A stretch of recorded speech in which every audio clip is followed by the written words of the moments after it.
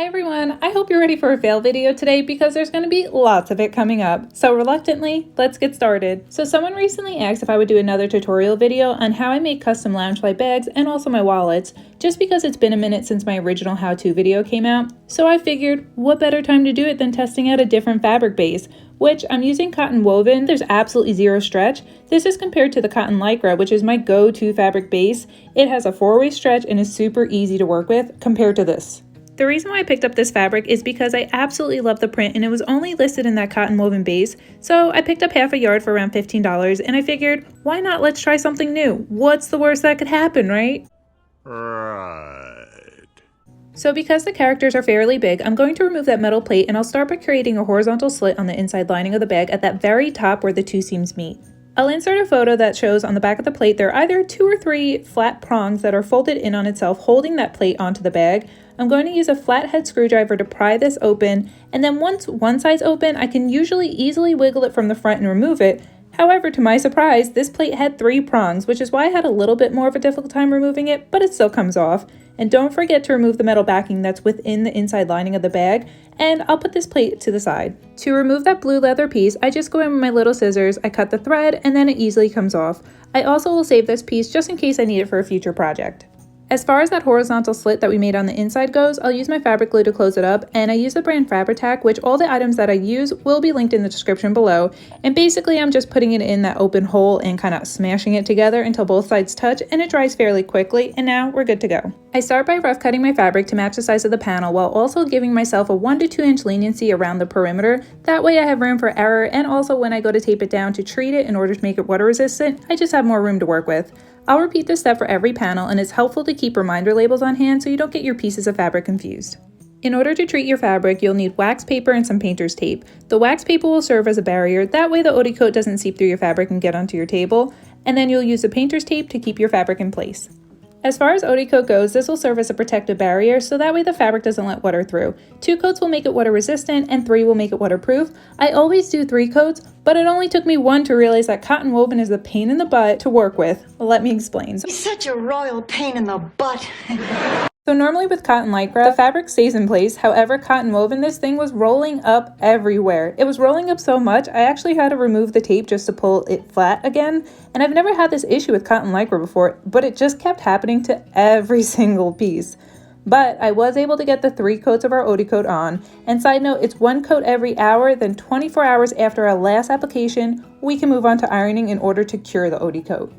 As a personal preference, I like to cut the parts off that aren't treated. There's really no rhyme or reason, I just like to do it. And to iron, you're going to sandwich the fabric in between 2 pieces of parchment paper.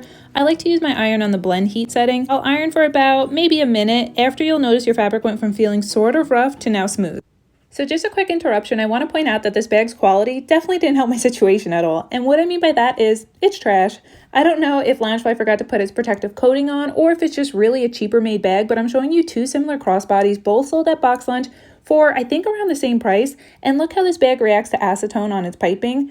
You put it on and it's good to go. But then we take the same amount and put it on this bag and the color instantly comes off. I just wanted to show you that quick. We'll get more into this later. Okay, back to the video.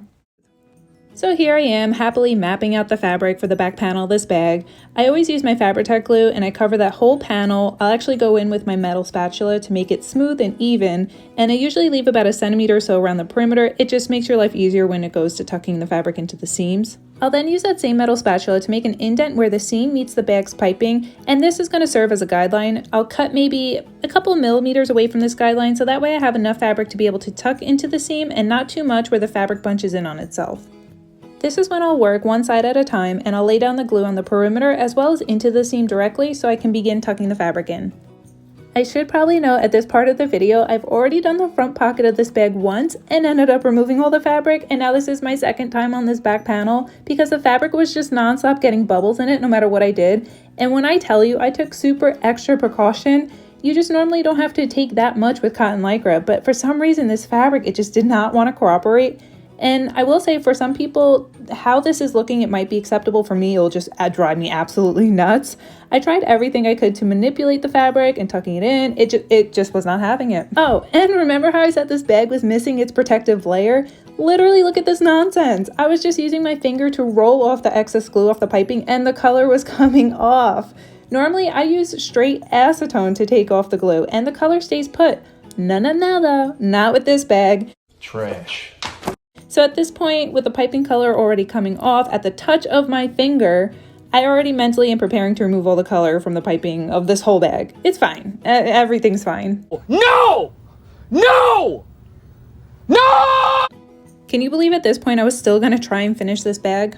The bubbles just keep getting worse in time. And off camera, I laid fabric down for the side panel, and when I say my glue application was mwah, chef's kiss, so even, so smooth, not too much, not too little, literally the perfect amount, and look how the fabric still turned out. Where the heck are these wrinkles and bubbles coming from?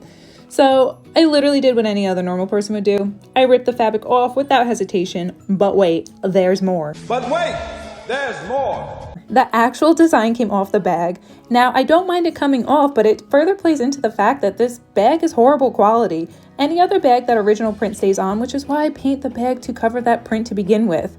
And remember when I turned a bag into sequins and then I reverted back to its original state? I used so much acetone on that bag and it was fine. Not this bag though. This stuff peeled back like sunburn. I've never seen this before in all the bags that I've customized. Needless to say, I don't think I'll be working with cotton woven anymore, and this is by far my least favorite bag that I've ever worked with. On a positive note though, I did end up finding the print in a cotton Lycra base, so I will eventually customize this bag. Honestly, I'm not even mad about all these fails because it was straight ridiculous. That's ridiculous. And the only way we learn is through trial and error, so I'd rather you learn from my mistakes than it happening to you. I hope you enjoyed this crazy video. Don't forget to like and subscribe, and until next time, bye friends!